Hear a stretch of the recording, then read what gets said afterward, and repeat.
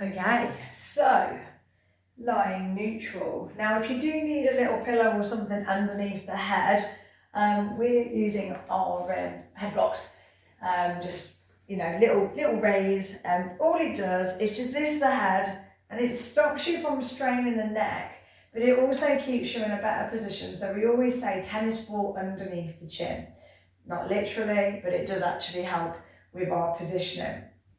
Then just relaxing those arms by your side, knees bent, legs hip width apart, and then we're just going to focus on our pelvic tilts. Now, pelvic tilts are like the main exercise for anything that we do in Pilates because it helps us with our core development and it also stops us from damaging ourselves with the exercises.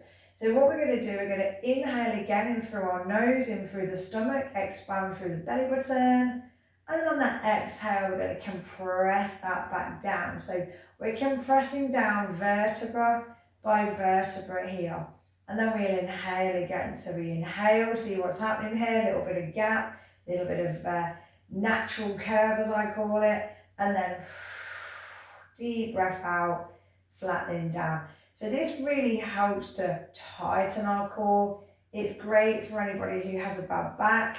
And if you want to do sort of like 20 of these, just working through, the flexibility there. And not only that, it's giving us our synovial fluid. It's lubricating those joints of the back as well. So you can keep them going for quite a few reps, just while I'm talking here. And then we're also thinking about that pelvis staying in neutral as well, and our chin, okay? So breath, really, really important here. Now we're going to move into a bit of a lift now, and these are really good for bad back, especially lower back pain, great for the core. It's kind of like my go-to really. If anyone's got a bad back, I'd always say this is the go-to. Never lift through pain, so if we've got any pain, we don't go through pain, we go to pain, and then we come back down. We never go through that pain. So the arms are going to be relaxed today because we're working on that intro to Pilates. We're going to compress that back down. As we start to compress, we're going to start to tighten up through the bottom. So our powerhouse, switching our bum on. If you can't do that, we're pausing the video and having a little practice. Can you contract your bum well? And then as you contract your bum, you are now lifting with your bum, not your back. So we start to roll up, pushing through those heels, vertebra by vertebra lifting to your highest position, okay? So that might not be as high as me, it might be higher than me. And then we inhale, and then we exhale, and we roll back down. Again, vertebra by vertebra. If you forget you're breathing along the way, guys, as well, don't worry, as long as you're breathing, that's what I'm bothered about. But if we can learn to breathe on the move, okay? If you've got to learn anything today, it's breathe on the move. So we can press down, we inhale, we exhale, breathing on the move, lifting up vertebra by vertebra, inhale, and then exhale, come down. If you're using your arms to push up with, get rid of them. You don't need them. We don't want to be pushing up with the arms. So we can press down, we push through the heels, and then we roll back up again, nice deep breath out. Just make sure when you're lifting up, you're pushing through those heels. They're going to switch the bum on more. And any bad back always comes from weak glutes, tight hamstrings. So it's really just trying to focus on those areas. Also, when you're rolling back down in a moment, a lot of people just drop back down. Don't. Think about the spine. Press one vertebra, two vertebrae, three vertebrae, belly button out. We pull in, 4, 5, all the way through and down. Because what you don't want to be doing is just dropping the bum. We want to feel that curve. And you'll get quite a nice little stretch from that as well. So just make sure when you are doing this, you're really starting to feel the stretch of the spine as we lift and as we lower as well here. Okay. So working on those as well. Now, working up to about 10 reps if we can. We're then going to be moving on to the pond dips. I call these pond dips. Actually, they are just working the core. So again, you've got your pelvic tilt, you've got your leg raise. We call this the tabletop position, level 1. And we're going to be pulsing through. So we pulse our arms here. And we're actually not going to be doing anything else other than pulsing the arms. We stay static with our leg raise. And we keep our back grounded. So the back's grounded, the legs raised, and we pulse our arms here. Okay, then we'll be changing it over. So the other leg is lifted. We then continue to pulse. And these pulses that I'm doing with my arms, they are vibrating. So you'll probably even hear my voice go a little bit funny there. They're vibrating the core, so the core's working quite hard, okay? And that's what we'll be doing. Then we go into a double leg, so you can keep the legs tucked in or bring them further away. And then we'll extend out one, and then we'll extend out the other one. But you can stay with me for all of this anyway, that's just what's coming up. So from here, we're going to breathe in, we're going to breathe out, we're going to push down, we're going to lift the right leg to tabletop position, and let's start to pulse the arms. So we're pulsing them up, so we're going to inhale, 2, 3, 4, 5, exhale, 2, 3, 4, 5, inhale, 2, 3, 4, 5, exhale, 2, 3, 4, 5, inhale, 2, 3, 4, 5, exhale, 2, 3, 4, 5. Change it over. Inhale, 2, 3, 4, 5. Exhale, 2, 3, 4, 5. Inhale, 2, 3, 4, 5. Exhale, 2, 3, 4, 5. That's 1. Inhale, 2, 3, 4, 5. Exhale, 2, 3, 4, 5. Both legs raised. Inhale, 2, 3, 4, 5. Exhale, 2, 3, 4, 5. Take those knees away. Inhale, 2, 3, 4, 5.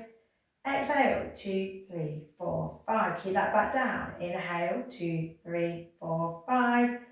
Exhale, 2, 3, 4, 5. Straighten out the right leg. Inhale, 2, 3, 4, 5.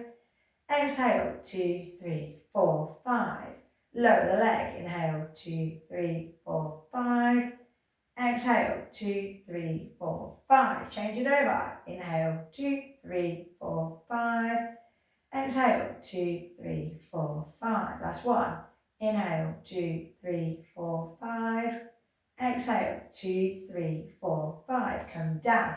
Anyone more advanced can lift their head, can lift their legs, and hold it here. Inhale, 2, 3, 4, 5. Exhale, 2, 3, 4, 5. Inhale, 2, 3, 4, 5. Exhale, 2, 3, 4, 5. Come down and relax it down. So that's our 100 series. Just relaxing those arms because they might feel a little bit heavy, a little bit shaky right now. Taking those hands together, you can just do some nice little waves with those arms. And then waves back down. That's it. And some wiggling the fingers up.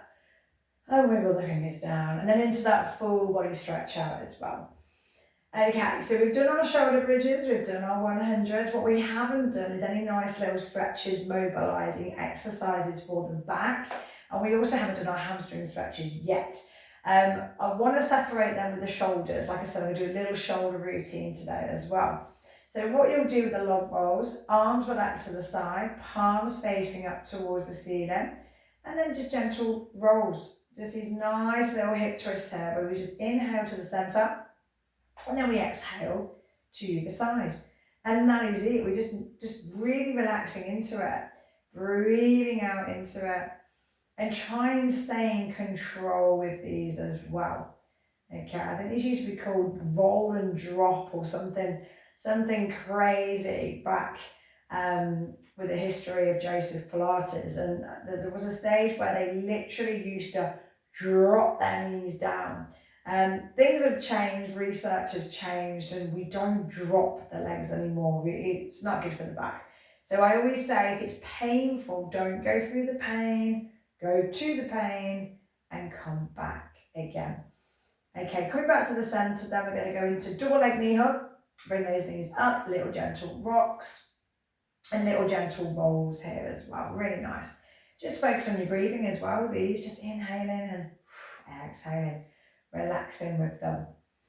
Okay, so once you've done that, we're going to come back down and we are going to be moving on to our shoulders, okay, before we do our hamstring stretches at the end.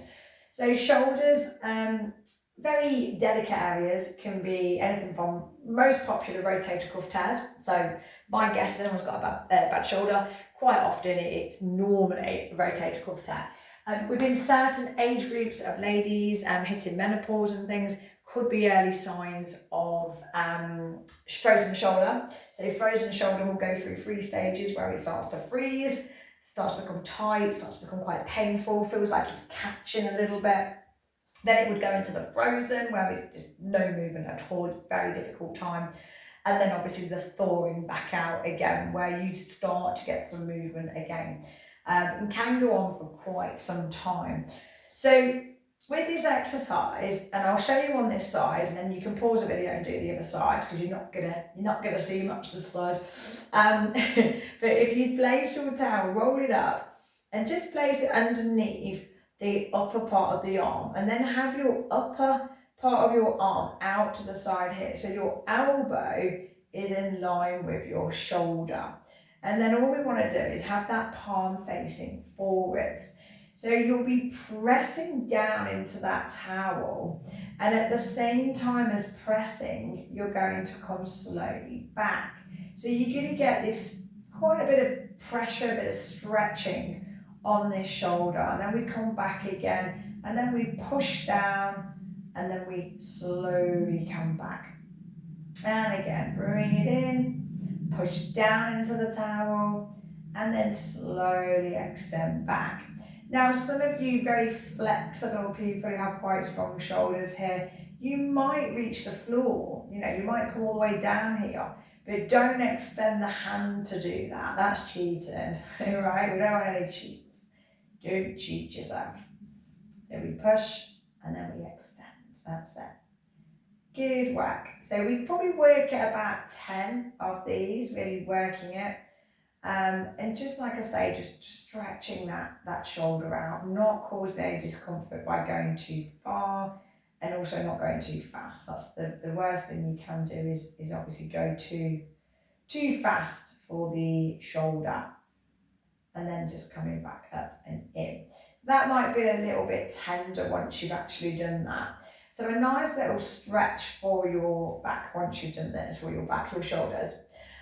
It's just placing the hands, hopefully, wherever you can get them. So you've got your arms at the side of you. Elbows are quite low on this one. I'm doing this with both of my arms. And then you try and keep your back of your palms on the floor, elbows on the floor, if you can. That's a big if. And then we push up, keeping in contact with that ground. We come around, and then we reach up and stretch out. You can also press down with the back, and then you'll come round again. So you'll not only get a stretch on the front of the shoulders here, rotate your cuffs, you'll also get an upper back stretch. And it tends to be where a lot of us hold our tension. If you're quite stressed, you'll hold a lot of tension there as well.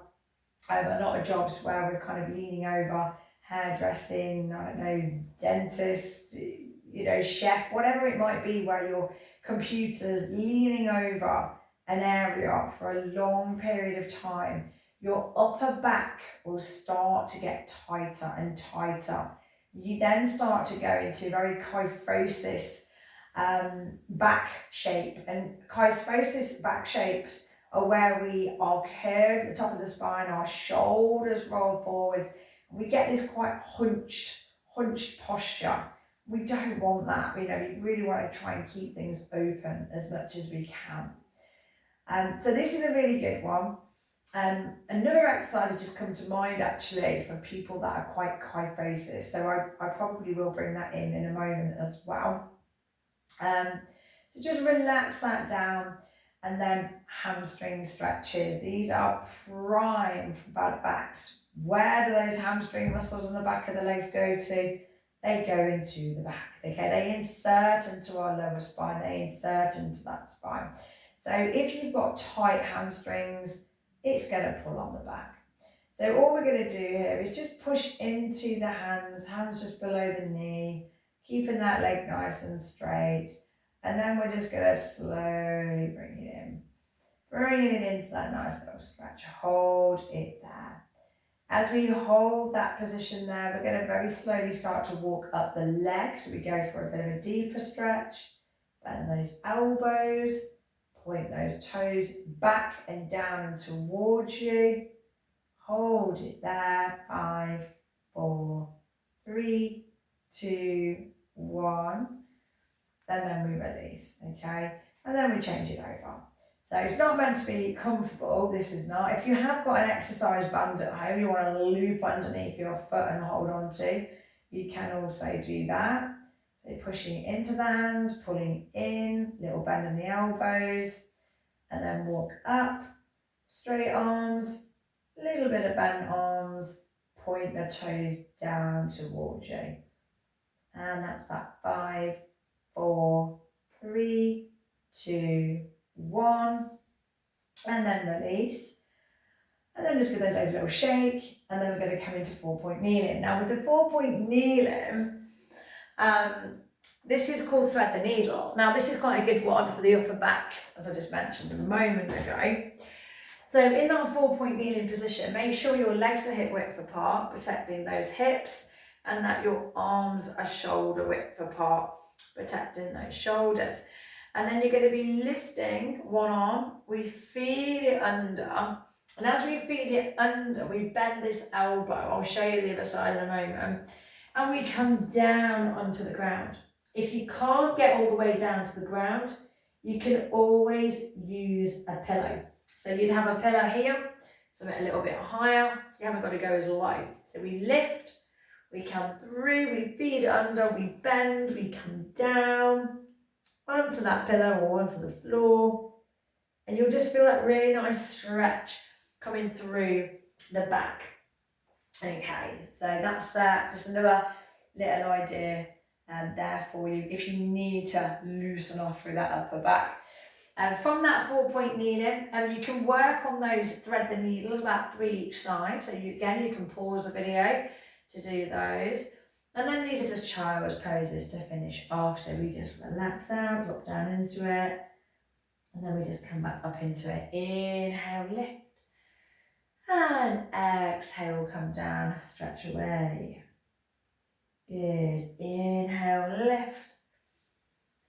That's it. And exhale, out, come away. Good. We'll do one more of these. Again, just let that breathing flow. Inhale, lift. Pull that belly button in. And exhale to come down and drop into it. Okay. So from there, we're going to just come back up and in. We're going to lengthen out our body here. So we're just going to have inhale. And we're going to exhale. We're going to lift up. And we're going to push down. And then we're going to slump. Okay, don't forget the slump. We all like a little slump. Again, come round. Inhale, reach up. And then exhale, stretch out. And then slump. One more.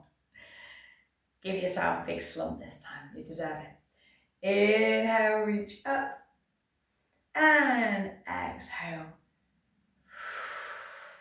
That's it. Nice big slump at the end there. And relax yourself. There, guys. Hopefully that has been nice for you. If you do want to finish off with any meditation, I advise quite a lot of stuff on YouTube.